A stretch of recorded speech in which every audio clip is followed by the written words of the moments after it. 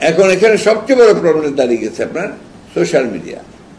আপনাদের তো তবু কিছুটা এথিক্স আছে, কিছুটা জবাবদিহিতা আছে, আপনাদের জবাবদিহি করতে হয়। সোশ্যাল মিডিয়াতে কোনো জবাবদিহিতা নাই, জঘন্য ভাষায় কথাবার্তা বলা হচ্ছে। আপনি বলেন কোন এথিক্সে বলবেন যখন মির্জা আব্বাসকে বলা হয় শুয়োরের বাচ্চা? মিল্টন না কি আছে একটা, কি নাম ওটার, জ্যাকব মিল্টন, সে গালিগালাজ করছে, শুয়োরের বাচ্চা বলছে। এটা কোন এথিক্সে বলবেন? জার্নালিজমের, মিডিয়ার কোন এথিক্সে আপনারা বলবেন এটাকে? এখন উনি সাংবাদিকতার এথিক্স ধরেছেন যে এটা সাংবাদিকতার কোন এথিক্সে পড়ে। Mirza Fakhrul, you are absolutely right, সাংবাদিকতার কোন এথিক্স এটা পড়ে না শুয়োরের বাচ্চা বলা। এখন there is a gap. I am not a journalist, number one. Number two, আমি কোন কৃত গোলাম না আপনার মতো। Number two.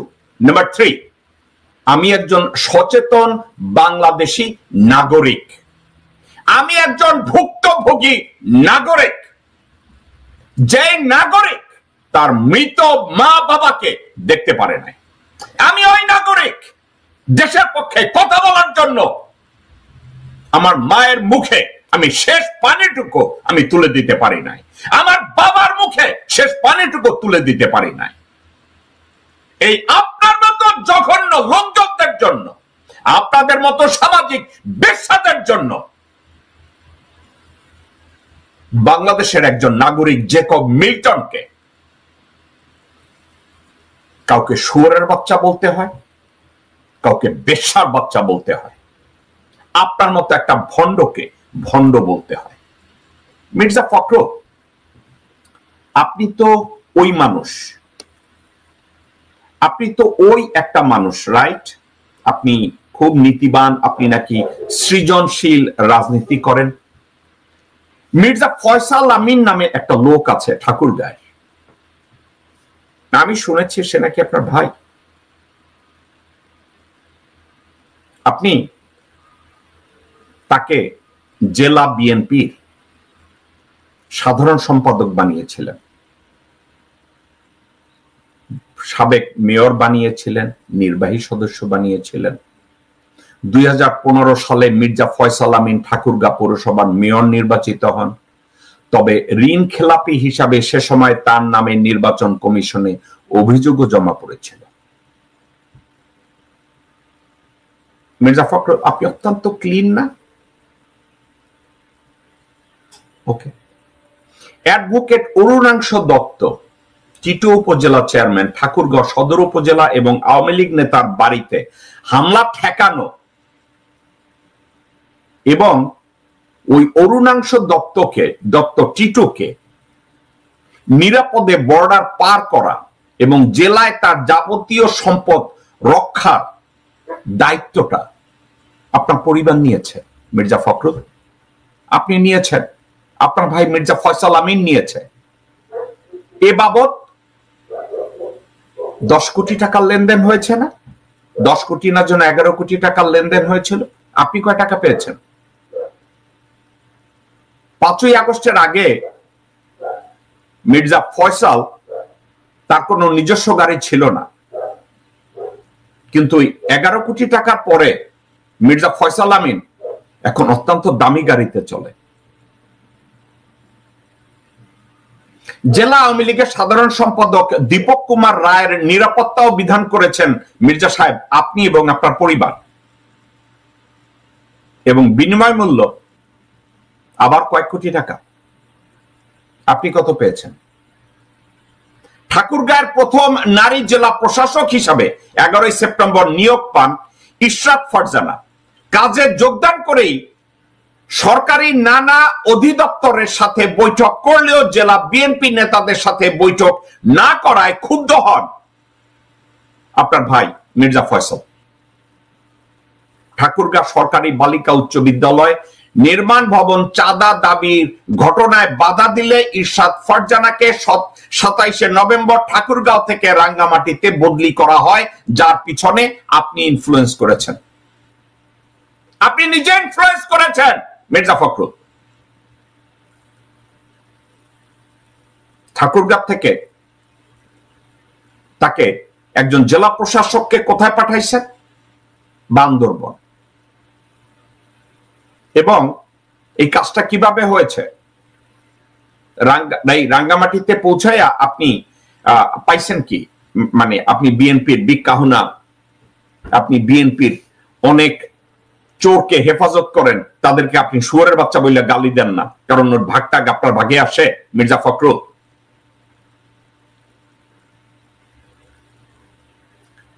ঠাকুরগাঁ সরকারি বালিকা উচ্চ বিদ্যালয়ের ভবন নির্মাণের কাজ পাওয়া ঠিকাদার প্রতিষ্ঠানের কাছে 50 লাখ টাকা দাবি করে মির্জা ফয়সালের কর্মীরা। সেই টাকার বিষয়টি নিষ্পত্তি না হওয়ায় আজ অবধি নির্মাণ কাজ থেমে রয়েছে। মির্জা ফখরুল, আপনি আপনার ভাইকে দিয়ে এগুলো করাচ্ছেন, তো এগুলো কি আপনার দায়িত্বের মধ্যে পড়ে? আপনি না একজন সজ্জন ব্যক্তি, রাজনীতিবিদ। ঠাকুরগাঁ সদরে সরকারিভাবে সুইপার কলোনি নির্মাণের জন্য টেন্ডারের মাধ্যমে কাজ পাওয়া ঠিকাদার প্রতিষ্ঠানের কাছেও বিপুল অঙ্ক চাঁদা দাবি করেছে আপনার ভাই এবং আপনার পরিবার। এছাড়াও প্রশাসন, ইউএনও, টিএনও এবং উচ্চ পর্যায়ে বিশেষ করে পুলিশ সুপারের কাছে যে কোনো কাজ বা মামলা সংক্রান্ত কাজে গেলে স্পষ্ট বলে দেয় কাজ হয়ে যাবে, কিন্তু মির্জার অফিস ঘুরে আসেন। আওয়ামী লীগ নেতা কর্মীদের মামলার ভয় দেখানো, চার্জশিট থেকে নাম বাদ দেওয়ার মাধ্যমে বেশ ভালো ইনকাম করেছেন আপনারা, আপনি এবং আপনার ছোট ভাই। পাশাপাশি বিশাল অঙ্ক লেনদেনের মাধ্যমে প্রায় 150 আওয়ামী লীগের অঙ্গ সংগঠনের নেতা কর্মীদেরকে জামাই আদরে আপনার ঘরে বসিয়ে আপনার ভাই খাইয়েছে।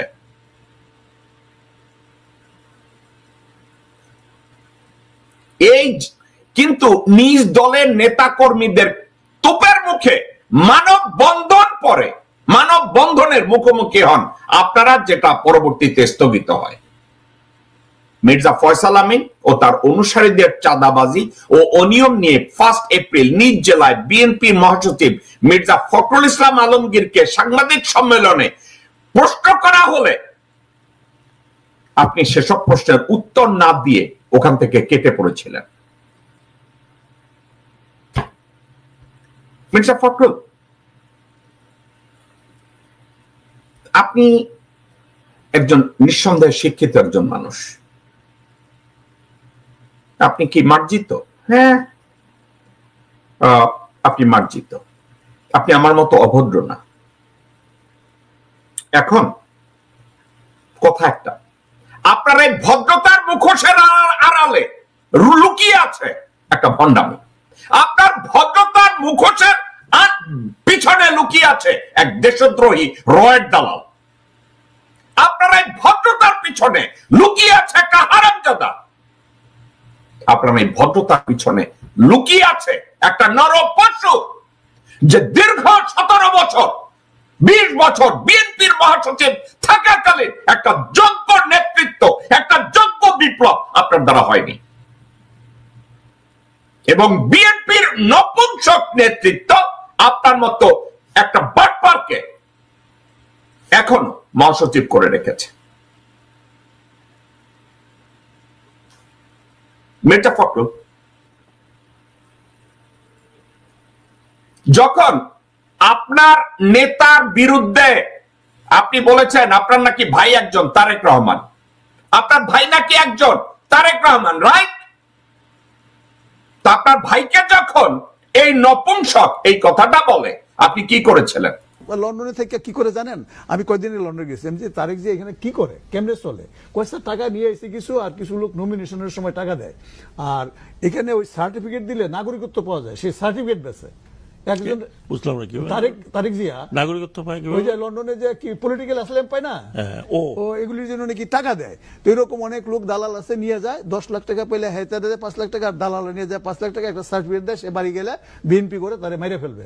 তো এই কারণে কি পলিটিক্যাল আসাম দেয়, এইভাবে তারা, তো এইভাবে আপনি রাজধানী করবেন।